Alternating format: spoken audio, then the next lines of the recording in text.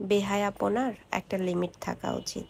এই আফা কি করে এনার মতিগতি কিছুই বুঝি না।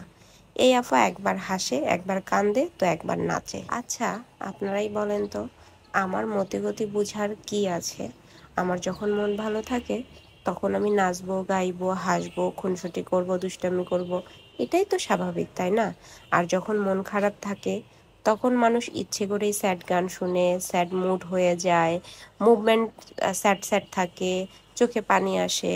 এই তো আমিও মানুষ, আমিও মানুষের থেকে ব্যতিক্রম নই, তাই না? এই যে আমার হাজবেন্ড, ওকে নিয়ে যে আপনারা এত কথা বলেন যে আমি কেন আমার হাজবেন্ডের সাথে খুনসুটি দুষ্টামি করি, আবার সেই ভিডিওগুলো পাবলিশ করছি। আরে পাবলিশ করছি তো আপনাদের জন্যই। আপনারা এত এত পছন্দ করেন আমাদের জুটিটা, এই কারণেই আমাদের কিছু কিছু সুন্দর মুহূর্ত আপনাদের সাথে শেয়ার করি। সব কিছু তো আর শেয়ার করা কখনোই একটা মানুষের পক্ষে সম্ভব না। এই যে আমার হাজবেন্ড, ও হচ্ছে আমার খুবই শখের একটা মানুষ, যাকে আমি আমার মা বাবার পরে অনেক বেশি ভালোবাসি। এত বছর পর আমার মানুষটাকে আমি আমার করে পেয়েছি। ওর সাথে কাটানো কিছু ভালো ভালো মুহূর্ত আমি শেয়ার করি, যেটা আপনারা অনেক বেশি পছন্দ করেছেন।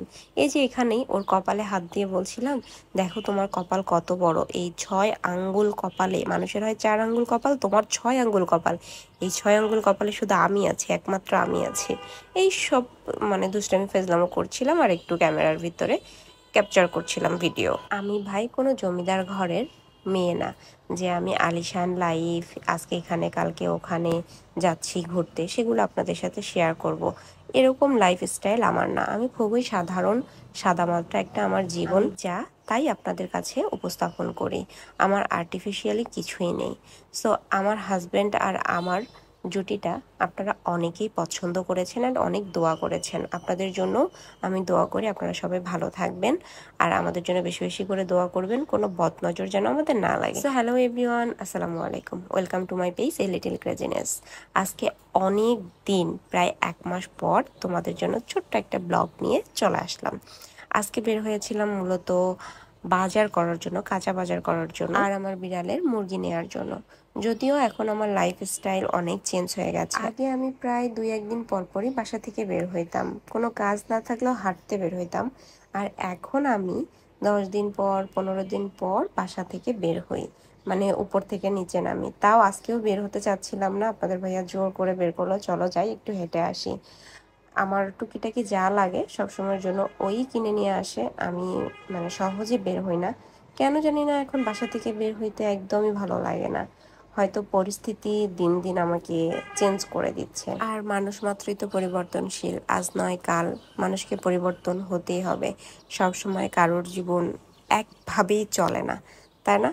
সো বাজার টাজার করে একটু হাঁটাহাঁটি শেষ করে বাসায় চলে আসলাম এখন লিফটে।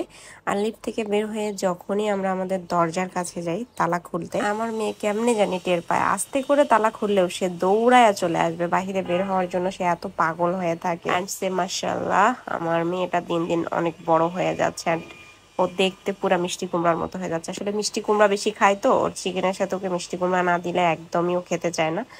তো মিষ্টি কুমড়া খেতে খেতে ও দেখতেও মিষ্টি কুমড়ার মতো হয়ে যাচ্ছে। মাশাআল্লাহ মাশাআল্লাহ। অনেকেই কমেন্ট করেছিলেন যে আপু আপনার পুরো বাসাটা দেখতে চাই। আমার বাসা দেখার মতো কিছুই নাই, তবে যদি দেখতেই চান ঠিক আছে, আমি নেক্সট ব্লগে ইনশাল্লাহ পুরো বাসার ভিডিও আপলোড দিয়ে দিব। ততক্ষণ পর্যন্ত সবাই ভালো থাকবেন।